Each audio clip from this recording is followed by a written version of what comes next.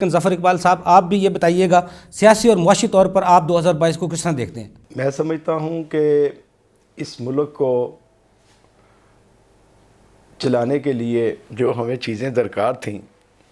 اس کے ہمارے پاس وسائل بہت زیادہ تھے اس وقت جب ہم نے رجیم چینج کی ہے۔ رجیم چینج کا جو نقصان ہے وہ پاکستانی معیشت کو تباہ کر کے رہ گیا۔ جب یہ ہماری اتنے زیادہ جو ہمارے وہ پوائنٹ سے اوپر جا رہی تھی، ہماری جو معیشت تھی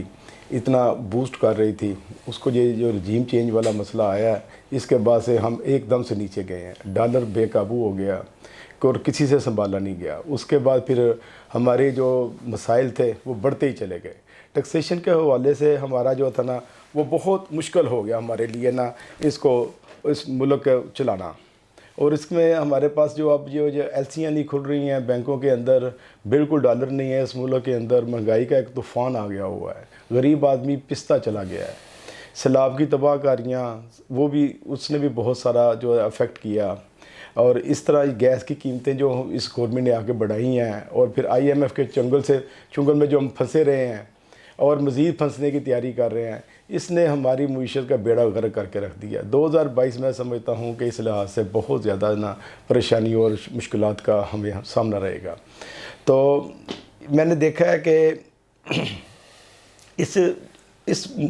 سال کے اندر جو اداروں کی جنگ ہے نا اس نے بھی ملک کو بہت زیادہ نقصان پہنچایا ہے، اور ہم نے ملک کی بہتری کے لیے کسی بندے نے بھی کوئی نہیں سوچا۔ سب لوگوں نے جو ہے نا وہ اپنے اپنے دکانیں سجائی ہیں، خواہ وہ کسی بھی پارٹی کا کوئی سربراہ ہے یا کوئی بھی پارٹی ہے، انہوں نے کسی نے بھی ملک کا نہیں سوچا۔ سب نے اپنا اپنا سوچا مجھے اقتدار مل جائے، مجھے اقتدار سے ہٹا دیا جائے،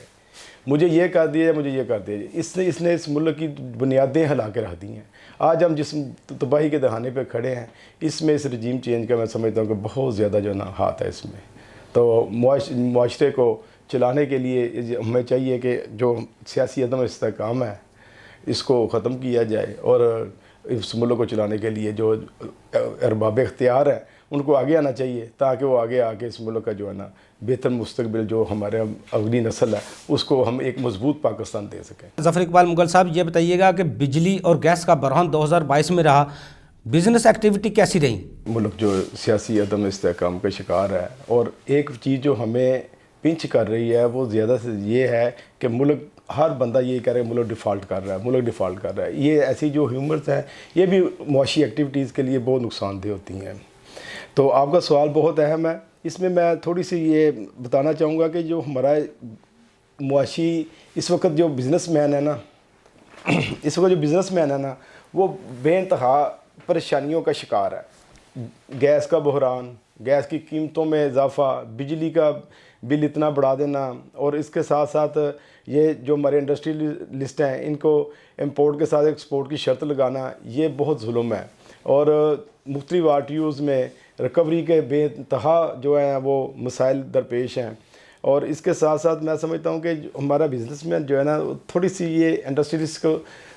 اپنے بچے اس وقت جو ہے نا ہم آگے لے کے آئیں اور ان کو تعلیم دلوائیں، کیونکہ ہمارا جتنا بڑا بزنس کا طبقہ ہے نا یہ تھوڑا ان کا لٹریسی ریٹ جو ہے نا وہ کم ہے، جس کی وجہ سے نا چیمبرز اور جو ٹیکس بارز ہیں نا ان کا آپس میں جو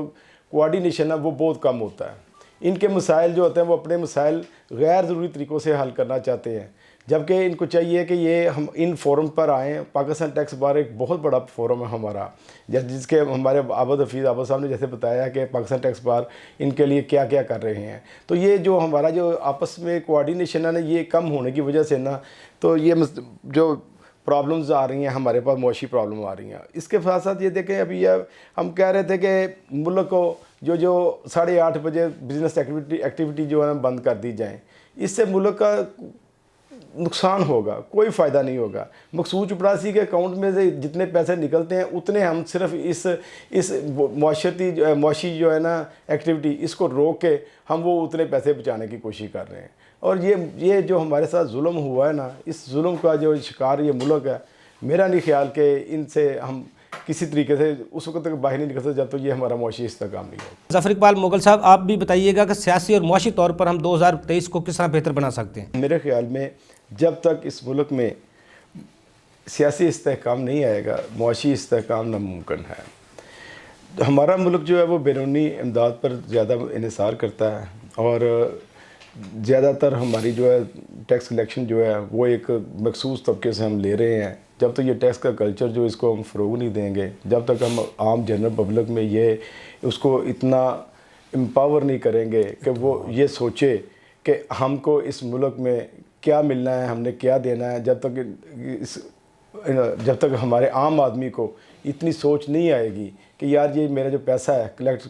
ٹیکس کلیکشن کی جو میری رقم ہے وہ میرے جائز کاموں میں لگ رہی ہے، ہمارے جو پیسے ہیں وہ بیرونی دوروں میں نہیں جا رہے، وہ حکمران یاشیاں ان پیسوں سے نہیں کر رہے، جب تک یہ ساری چیزیں نہیں ہوں گی اور ٹیکس کلچر کو فروغ نہیں ملے گا تو یہ میرا نہیں خیال کہ ہم اس طرف جا سکیں گے۔ اس میں تھوڑا سا یہ ہے کہ دیکھیں اب اس میں جو حکمران ہے یہ ہمارے اس وقت آپس کی جنگوں میں نے جو پہلے کہا تھا کہ مصروف ہیں، جس کی وجہ سے ہمارا جو ایک مخصوص ادارہ ہے وہ آگے بڑھ کے اپنے وہ کام کر رہا ہے جو ہمارے سیاسی اکابرین کو کرنے چاہیے۔ اب بیرونی دوروں پہ جب جو ہے ہمارے چیف صاحب جا رہے ہیں، وہ دیکھیں وہ جا کے کیا کرتے ہیں، وہ میرا خیال ہے کہ ان چیزوں سے یہ ملک جو ہے نا مستحکم نہیں ہو سکتا۔ ہمیں ضرورت ہے کہ ہم سیاسی طور پر نا اس ملک کو استحکام کا شکار کریں۔ دیکھیں جب تک یہ ملک جو ہے نا اس میں ہم اپنا یہ ٹیکس کلچر کو فروغ نہیں دیں گے، ہم لوگوں کو یہ اتنا باور نہیں کریں گے کہ وہ ایک جیتے جاگتے انسان ہیں، اس معاشرے کے جیتے جاگتے فرد ہیں، تب تک یہ میرا نہیں خیال کہ ہم اس مشکل سے نکل سکیں گے۔ یہ گرچی قرضوں اور غیر ملکی قرضوں سے ہم جان تب بھی چھڑوا سکتے ہیں جب تک کہ ہم اپنے معیشت کو سیاست سے علیحدہ نہیں کریں گے، اور اس میں یہ ہے کہ جو